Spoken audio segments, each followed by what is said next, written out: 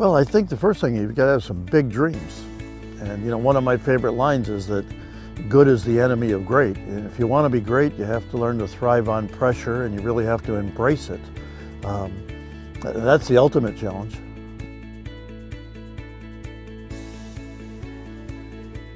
It's amazing how most people want to just not fail. Most people want to be pretty successful. They want to be good. They don't really want to go after great. So if you want to separate yourself, you have to go after greatness. And if you want to be great, you got to do things that most people refuse to do. You got to get people to be what I call an everyday player. In other words, you got to show up every day really ready to go after it. And most people find that very difficult to do. And whenever someone says to me, that's really hard to be in a great mood and a great mindset every day, I go, well, we agree it's hard, but that's how you separate yourself. You don't separate yourself by doing the stuff that's easy for everyone to do.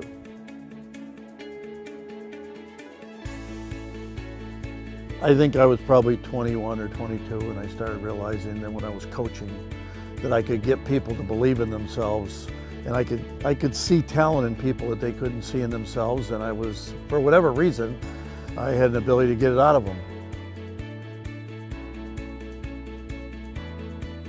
I think having the right parents helps a lot. Most people don't know it because my name is Rotella, but my mom was born in England, moved to the States when she was young. But yeah, I think we very much were brought up that the reason they came to America was to dream big and you go after whatever it is you wanted. And I think more than anything, they taught us not to put any limits on ourselves. I think that was a huge step, is to just realize that the only limits that are out there are the ones that you make up in your own head, and you get to choose if you're going to make them up or if you're going to throw them all away.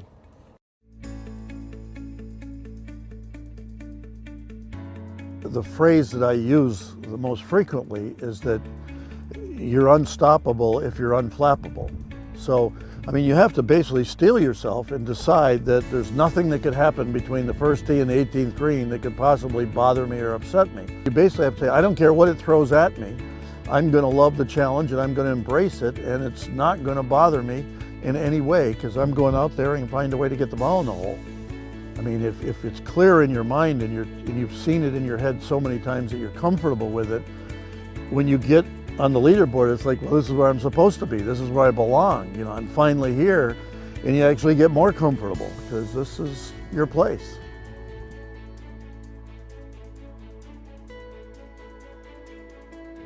Well, I think it's really about spending time every night. It's a preparation at night where you get comfortable. So they're doing a lot of visualizing themselves in that situation. They try to rehearse every possible situation they could face and know how they're going to respond to it, so that no matter what happens, they're ready for it.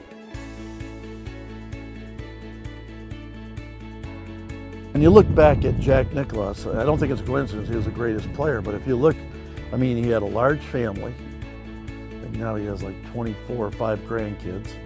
I mean, he's got a huge corporation, and he was the greatest player of all time. And I think he was very good at compartmentalizing. When I'm going to spend this much time with my family, I'm going to spend this much time in my company, I'm going to spend this much time on my golf and my kids. And, I think you got to be able to compartmentalize. And, in other words, when you're doing golf, lock into golf.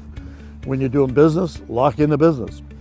When you're with your kids, forget about your golf and your business and be into your kids. And when you're with your wife, and I think it's a very important piece of the puzzle. I think what's easy for me is I spend most of my waking hours thinking about other people.